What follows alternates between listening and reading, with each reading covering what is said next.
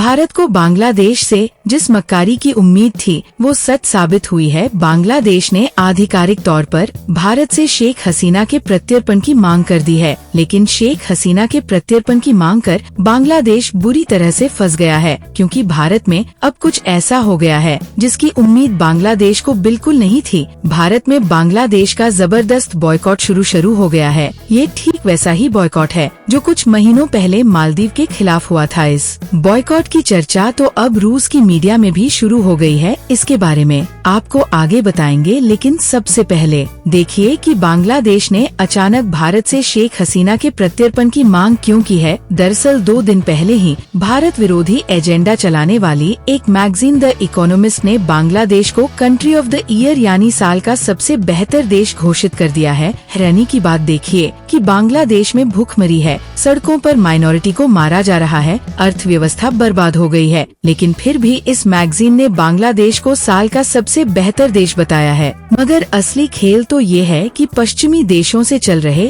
Deep state ने magazine के जरिए बांग्लादेश को इशारा दिया है कि भारत के खिलाफ जितना बड़ा कदम उठा सकते हो उठा लो, हम तुम्हारे साथ खड़े हैं, हम तुम्हारी छवि सुधारने का काम करते रहेंगे। ये मैगजीन जंग से बर्बाद हो चुके यूक्रेन को भी खुशहाल देश बता चुकी है, यानी ये सीधे सीधे भारत और रूस के खिलाफ काम करने वाली मैगजीन है। बहरहाल बांग्लादेश ने हवाबाजी में भारत से शेख हसीना के प्रत्यर्पण की डिप्लोमेटिक मांग तो कर दी है, लेकिन एक्सपर्ट्स का मानना है कि भारत शेख हसीना को बांग्लादेश के हवाले नहीं करेगा। भारत के पास बांग्लादेश की मांग को रिजेक्ट करने के लिए कई कानूनी और राजनीतिक तरीके हैं। एक जानकारी यह भी सामने आई है कि भारत शेख हसीना को किसी तीसरे सुरक्षित देश में भेज सकता है। ये देश ऐसा होगा जहां शेख हसीना आराम से भारत के टच में रह सकती है। शेख हसीना भारत के लिए एक बहुत बड़ा एसेट है। शेख हसीना बांग्लादेश की ऐसी सच्चाई यह जानती है जो भारत के लिए बेशकीमती है। ऐसे में भारत कभी भी शेख हसीना को बांग्लादेश के हवाले नहीं करेगा,